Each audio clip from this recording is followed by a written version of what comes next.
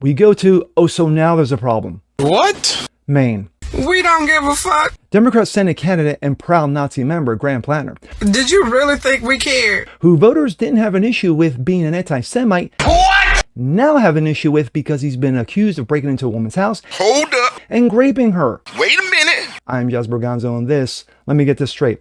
Being a Jew hater, okay. No! Raping a woman, not okay. Stop it! Either way, he's a piece of shit. That is true! But it's what's next.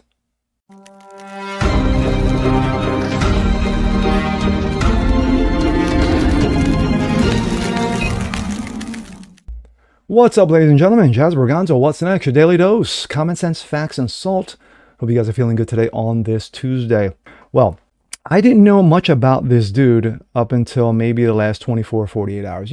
Because I've been caught up in other things like, Independence Day and 250th and World Cup, America. And hate to break the news to everybody, but the USA lost in Grape and World Cup competition. But great run by them and congrats. But anyway, we go to Maine, where a certain Democrat Senate candidate, Graham Platner, who's been impeccable, proud service member, he's an amazing dude, great family, card-carrying Nazi member, anti-Semite, Jew hater, but to Maine voters, that was okay. But now that he's been accused of breaking into a woman's house and graping her, now that is a line that Maine voters will not cross. Wow, the fucking hypocrisy. But, like I said in my intro, either way, either or, he's a piece of shit. And here we go. This comes out of Breitbart. Report, Graham Platner accused of breaking into a woman's house and sexually assaulting her. What? Him? No. Maine's Democratic Senate candidate Graham Platner is facing allegations that he broke into a woman's house and sexually assaulted her, according to a recent report. Jenny Racio, if I'm pronouncing that correctly, 41, told Politico that while she and Platner had been involved in an on and off relationship back in 2021, he allegedly entered her rural Maine home uninvited one night while intoxicated. Platner allegedly forced himself on her, and she repeatedly told him to stop. It was unconsensual, or not consensual. I remember him grabbing my pelvis and being really forceful on me, Radica explained to the outlet. I remember him specifically the moment where I thought to myself, this is no longer my choice. Breitbart News reported in June that several women, including Lindsay Fitfield and Radica, spoke to New York Times at the time in their past relationships with Platner.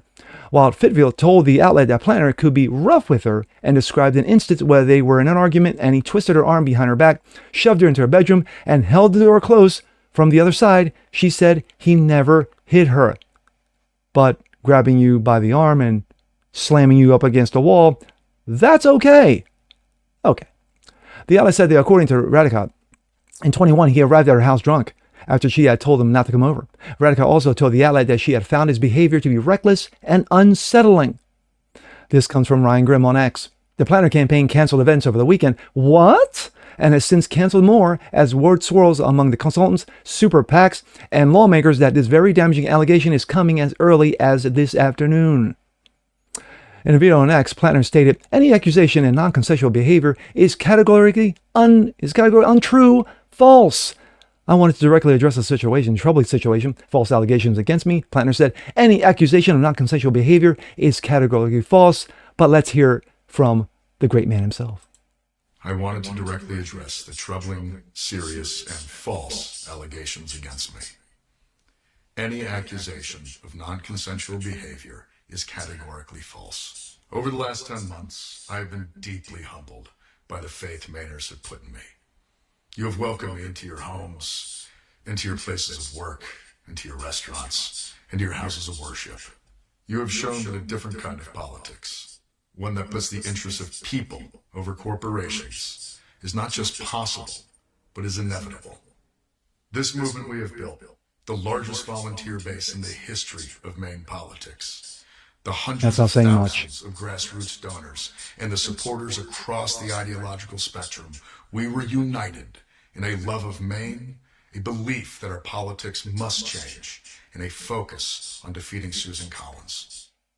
Now, I'll have my thoughts on Susan Collins afterwards. Ryan Grimm, a reporter with Dropsite News, wrote on a post on X that Platner's campaign canceled events over the weekend. Of course, super PACs have issues, and everyone's having issues with this guy. Now they're having issues. The Washington Reporter also wrote a post on X that a well-placed source informed the outlet that Platner will be dropping out of the main Senate race. What? He's dropping out? Why? Note that Platner has yet to release his Q2 fundraising totals, a sign that he may have underperformed expectations, but according to him, the largest grassroots in the history of the state. How are you feeling about the Senate race right now? Scared. Why? Really scared. Because I desperately don't want to have Susan Collins as my senator. Would I date him? No. But it does play into his character. But we're not looking for perfection. Not at all. What people are trying to bring out to him and to smear his reputation and his family, I think it is just horrible. It's as low as our national politics have sunk that it's disgusting. You know, who hasn't some past? It's just that it hasn't been revealed yet. I'd rather vote for somebody like Graham. I know what I'm getting. I'm getting a real honest person. What should be talked about, I think, is what is Graham now? He came back from a long series of combat deployments, and like so many veterans, he was a mess. We are where we are. We have a Senate that's controlled by the Republicans who are not holding this president in check, and that is a higher priority. Well, let me get this out about Susan Collins. The fact of the matter is that Susan Collins is not this bastion of conservatism. She's been there, She's been there, kind of sort of like, remember Teddy Kennedy? The brother of Robert F. Kennedy Jr. and of course the brother of John F. Kennedy. Well, Teddy was always a stalwart there, even though he bumped off his girlfriend, Chappaquiddick. Anyone for all you old heads out there, but he stayed around forever and ever and ever. It's like 30 years, and had he not died, he would still be there today. That's his Susan Collins, just like Lindsey Graham. They're there. That's all they are. They're there for a vote. So Susan Collins, like I said, is no conservative, bastion of conservatism because she's just basically a rhino. She's a Republican in name only. Graham Platner, who's no better. But at least Graham Platner's history. Yes, he served the country well in the military, and I thank him for his service. But that doesn't exclude you from being a piece of shit. So when you run around with Nazi tattoos, and when voters are pressed, do you have a problem with him with his Nazi tattoos? One woman said, well, not really. I think he's a good guy, and he's made some mistakes. But then in the same breath, she was asked, well, what if he had Jewish tattoos? Would that be a problem? She was like, well, maybe. To me, that's all you needed to know. But now, with voters having no issue with that, being, a proud member of the Brown Shirts, but now that he's been accused of breaking into a woman's house and raping her, and he has a history of being forceful with other women, now the line has been drawn. Now that is a line that Maine voters will not cross, and now he's being forced out. Wow. The hypocrisy. And with that being said, I'm Jasper Gonzo. This is What's Next. Want to see more like this? Please leave a comment below. Like it, share, subscribe to it. Hit that notification bell so you guys never miss a thing. Continue spreading the word about the show. Appreciate you guys watching as always, and we'll see you next time. Peace.